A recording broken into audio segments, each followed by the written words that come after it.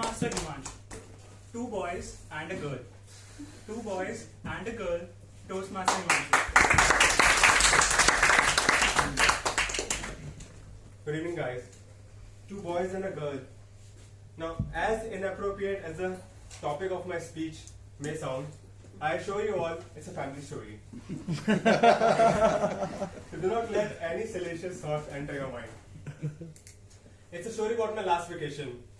A couple of weeks back, my friend and me decided to go on a trip to try a new adventure. So we asked everyone out in the group. Everyone in our group gave us a nod by saying, we consider it a sin, we just let you know in 2 days. After a week, I realized in India, we do not say I can't make it here. We say, we'll let you know in 2 days. So after everyone bailed out, me and my friend decided we shouldn't wait anymore. We should go for the trip right away. So we booked the tickets, went to Beer by bus. We decided to do paragliding this time. We reached in the morning, checked in our accommodation, relaxed a bit and left for the main market. We didn't do anything hotshot that day. We just chilled and explored the nearby food joints. Apparently, what our accommodation host told us was actually true. While checking in, he told us that the property is full today. But we didn't see a single person over there the entire time we were there. Not even in the entertainment area. So we thought maybe he said that so that we don't go to any other place. But no.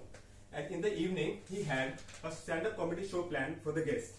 And that's when we saw the other guests.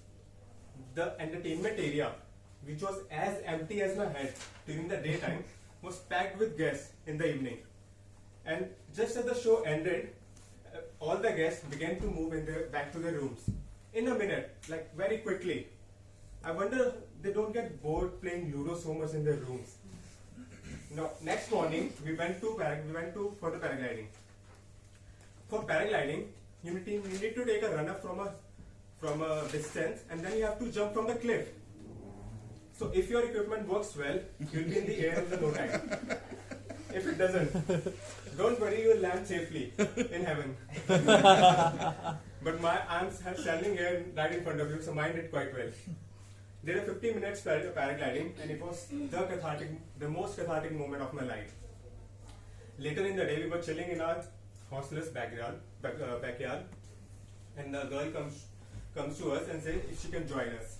The protagonist of our story. We said yes, why not?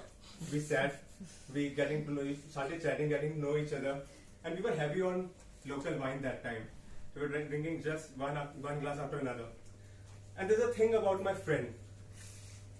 Whenever he's in the presence of a girl, he suddenly becomes a distant cousin of Isaac Newton. I think that's a way to woo girls.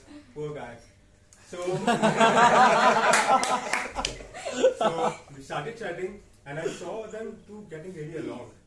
So I tried to overhear the conversation. My friend was talking about some constellations and stuff.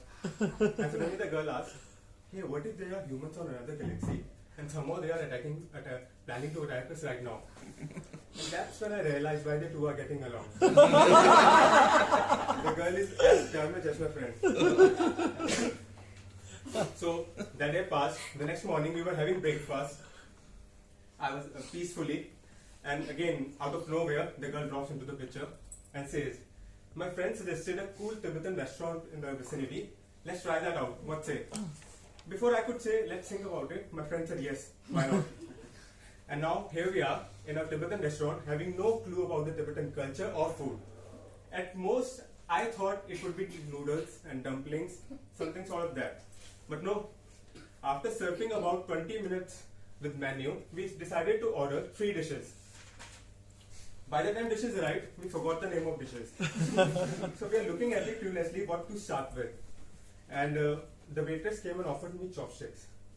And chopsticks is on another level struggle, man. I would rather starve than to eat my food with chopsticks. So just as he saw me struggling with chopsticks, she offered me forks. And I blessed her with all my heart. I started eating and the food was completely bland. No taste at all. And I saw something green floating in the gravy, so I thought I should try that out. Maybe it's a veggie. But no, it was a local Tibetan spice. And man, I ate 5 chocolates after that because apparently drinking water over spicy food does not help you at all. It only makes the thing worse. And I was cursing myself. More than myself, I was cursing that devil girl who suggested this restaurant, and my friend, the third pirated copy of Albert Einstein. So here's what I learned and want to share from my not so splendid vacation. Travel solo if you can, you'll be at peace, at least. Second, noodles and dumplings are in no way related to Tibetan food. So the next time you're ordering from Tibetan cuisine, make sure you get that out of your head. Third, travel. Travel as much as you can. We think that while traveling we are exploring new places, but no, we are exploring ourselves. Every person who goes on a vacation never returns the same. So take new adventures, take risks, travel, and explore the untrodden parts of yourselves. Thank you all.